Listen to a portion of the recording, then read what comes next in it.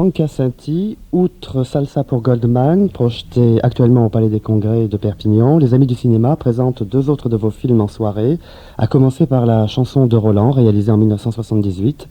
Et ce qui a toujours retenu mon attention pour ce film, avant tout, c'est le choix des acteurs, tous, chacun dans leur genre, auréolés de légendes voire de mystères, Klaus Kinski, Dominique Sanda, Alain Cuny et puis Pierre Clémentier, avec qui vous avez à plusieurs reprises travaillé.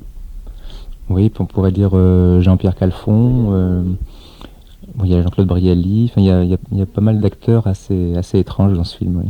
Pour moi, ce sont ces quatre qui demeurent. Oui, parce que ce sont à la fois des acteurs, mais en même temps des personnalités. Et ça m'intéressait de les rencontrer. Alors un film, c'est ça qui est formidable, c'est qu'on peut rencontrer des gens, et on a le prétexte au départ en disant je vais faire un film, donc les gens vous rencontrent. Et ça m'intéressait de connaître Kinski, parce que c'est effectivement un personnage un peu mythique, comme ça dans le cinéma. Alain Cuny aussi, qui est encore une taille au-dessus. Dominique Sanda, c'est des gens que j'avais envie de connaître, quoi. Le cinéma, ça permet ça, de connaître les gens.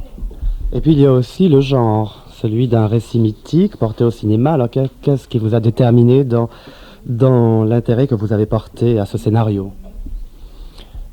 Encore une fois, pareil que pour les acteurs, ce qui est formidable dans le cinéma, c'est que c'est l'occasion de rencontres et effectivement la curiosité aussi.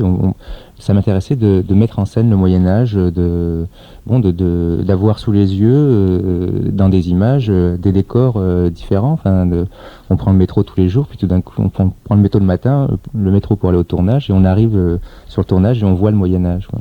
Bon, alors il y a ça, oui, mais il y a plein d'autres choses aussi, quoi. Mais c'est un peu votre grande époque, si je puis dire, ces années 76, 77, 78. Il y a eu l'affiche rouge dont on avait beaucoup parlé à l'époque, puis la chanson de Roland.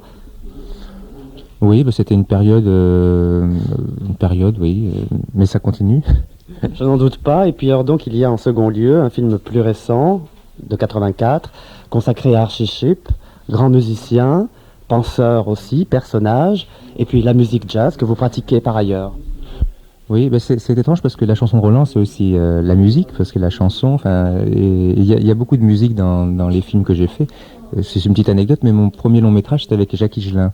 Et là, mon dernier, c'est avec Michel Jonas. Alors, il y a toujours une constante de la musique. Alors, pour le jazz, j'ai été voir Archie Shepp, qui jouait à Paris, et c'est quand même une figure aussi très, très importante de l'avant-garde du jazz, et aussi un personnage. Alors, je crois que en fin de compte, c'est les personnages qui m'intéressent. Oui, c'est ce que j'allais dire en conclusion. Franck Cassinti, avant tout, fasciné par les grandes figures. Non, mais par des gens qui dégagent quelque chose, quoi. Qui ont un certain charisme. Peut-être, oui. Je vous remercie, Franck Cassinti. Ce soir, au Palais des Congrès, donc 21h15 et 23h.